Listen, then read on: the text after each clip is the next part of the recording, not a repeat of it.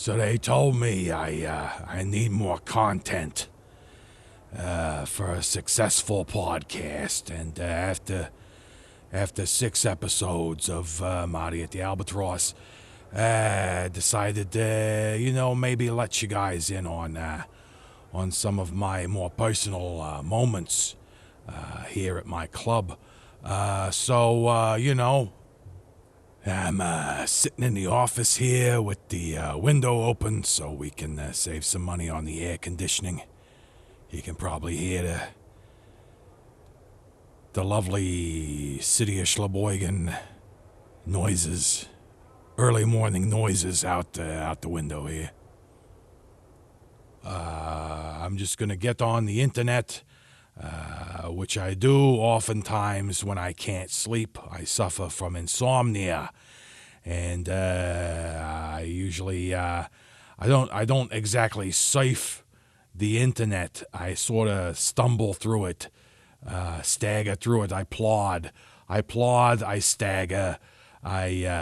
Sometimes I'm sort of like a dying man, dragging himself through the internet and looking at stuff and reading stuff and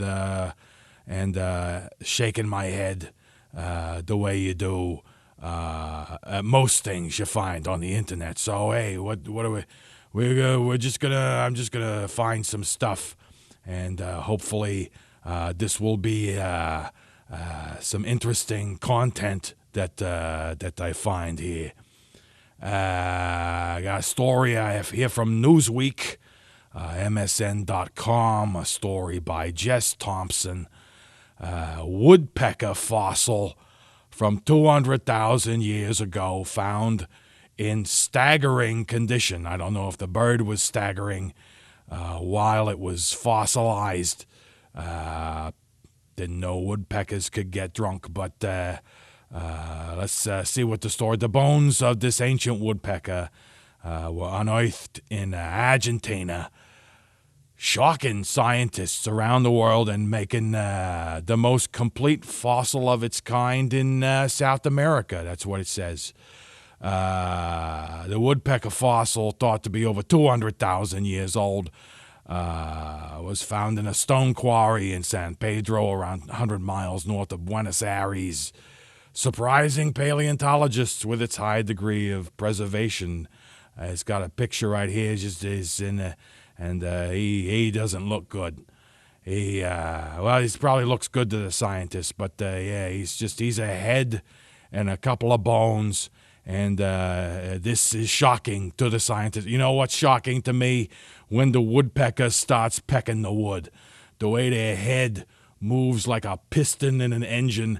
That is what's shocking, and I do not get close because I am deathly afraid of the avian variety of creatures on this planet. It started with me when I was a boy.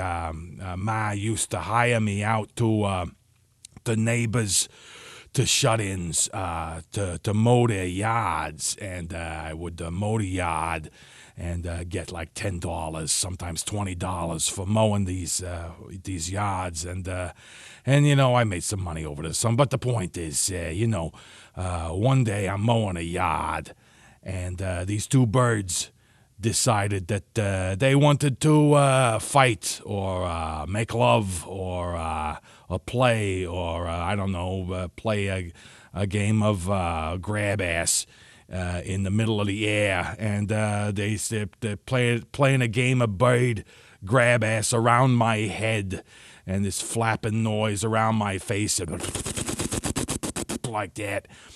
And ever since then, I've been terrified out of my mind of birds. Any kind of bird, not just a woodpecker or a crow or something that would attack you. But I remember once I had one of my friends back in elementary school had a parakeet in his house, and I was over at his house hanging out.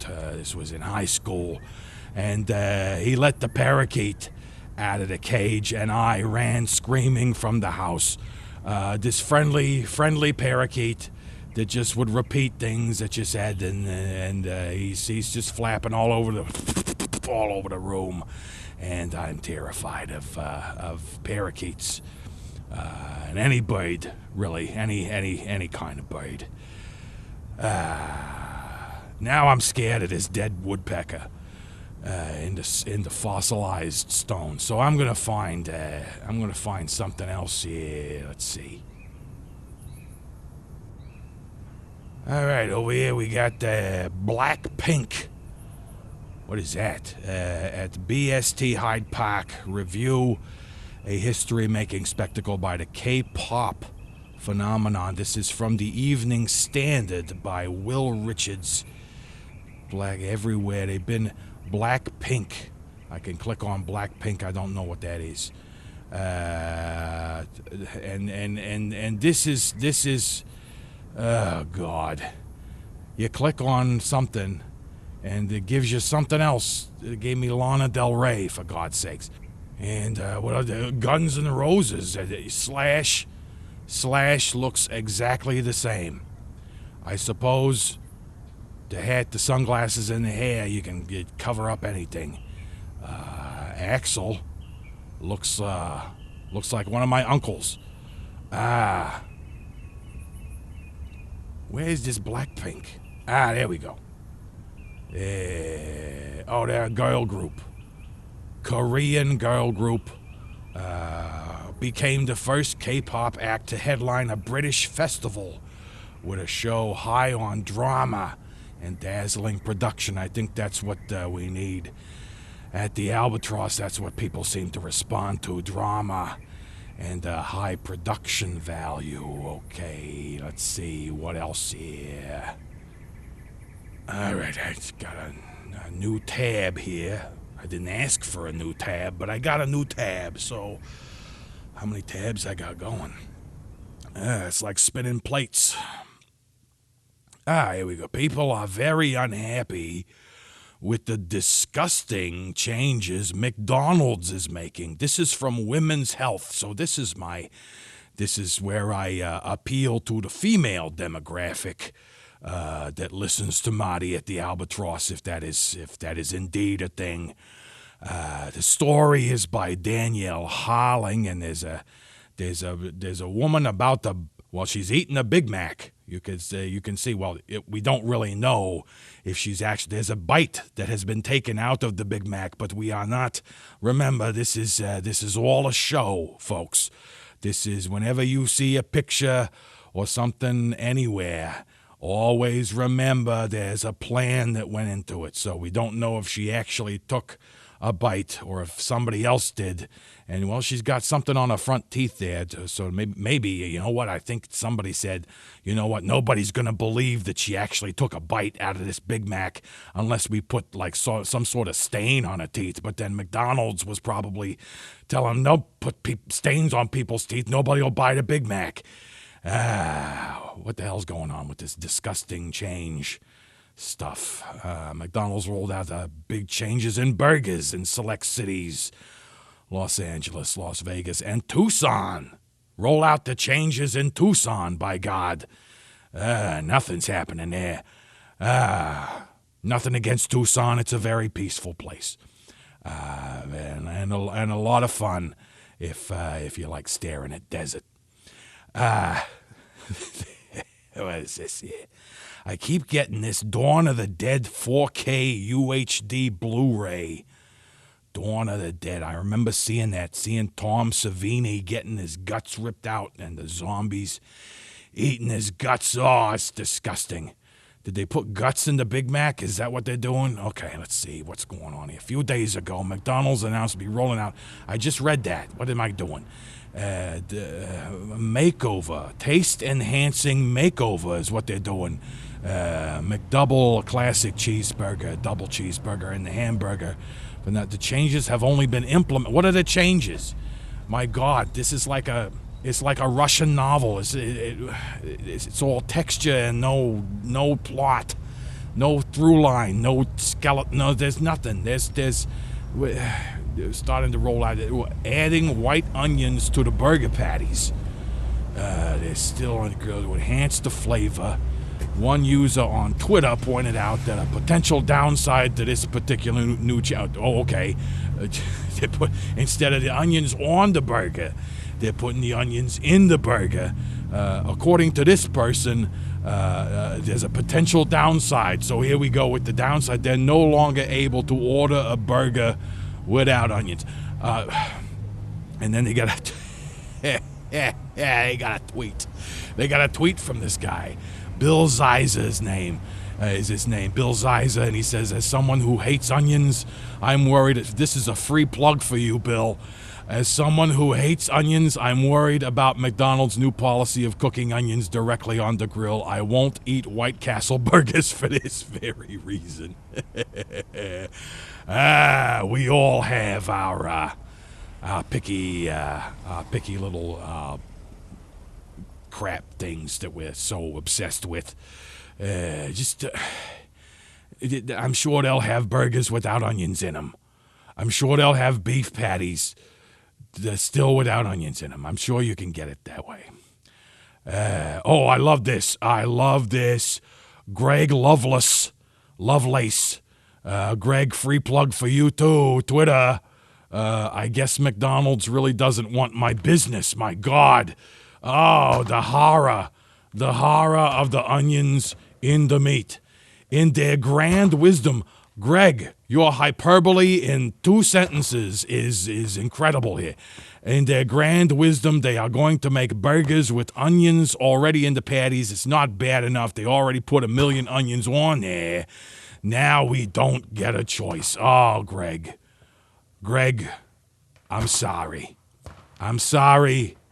For the I can't even describe it, for the outrage that you feel at this thing that really doesn't, it just does. I gotta find something else here.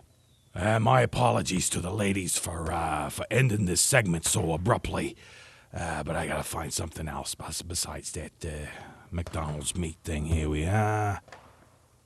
Yeah, financials, that's always interesting at 3 o'clock in the morning. Markets Insider. Story by Zinnia Salfiti. I'm sorry if I got your name wrong, Zinnia. Free plug for you. She's at insider.com. I think it's a she. But I apologize if I got that wrong as well. Markets Insider. This is what the story is.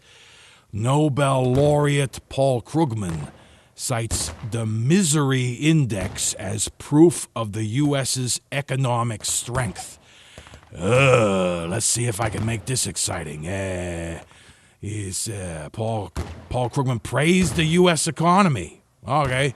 Citing a remarkable pullback in the so-called misery index, U.S. inflation has started to cool in recent months. It's not cool in Jersey. While the labor market still looks resilient, he says. Here's a quote. By most measures, the economy is doing quite well, Krugman said Monday. All right. I want to know what the misery index is. They're created by an economist named Arthur Orkin. Free plug, Arthur. You'll get lots of hits on your website, on your economist website, probably, Arthur. Is an economic indicator that is calculated by adding the seasonally adjusted rate of unemployment and the annual inflation rate. Broadly speaking, I think this is Investopedia.com. Is this the same? I never know if I'm in the same. Oh, that's right. I hit the. See, you gotta be patient with the old people because we never remember that we click on something and we're on a different place. It's like you hand us, if it's the internet, it's like you hand us 100 pages of something, and then we try to find what. Now I lost the misery index. Here we go. Criticisms, limitations of the misery index, the history of the misery index. Lost it. There we go. Broadly speaking, it serves as a measure of the nation's economic health and the economic distress of the average citizen. Well, if that is not a microcosmic, what's the expression? Oh God, now I can't remember. In a nutshell is the expression. Now I get become an educated investor. Now I get to know I don't want to subscribe. Another friggin' window. So broadly speaking, serves as a measure of the economic's health and the economic distress. So it's how miserable you are when the nation is doing good.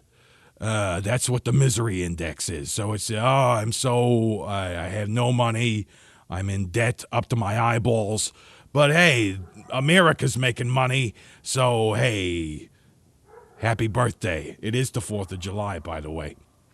And it's 2 in the morning, 3 in the morning. I don't know what time it is. So a reminder, if you're miserable and the country is doing good, there is an index that accounts for that. What else is here? Oh, here's something interesting. The Folio Society, here we go. Visit the Folio. The Rise and Fall of the Dinosaurs by Steve Brussati.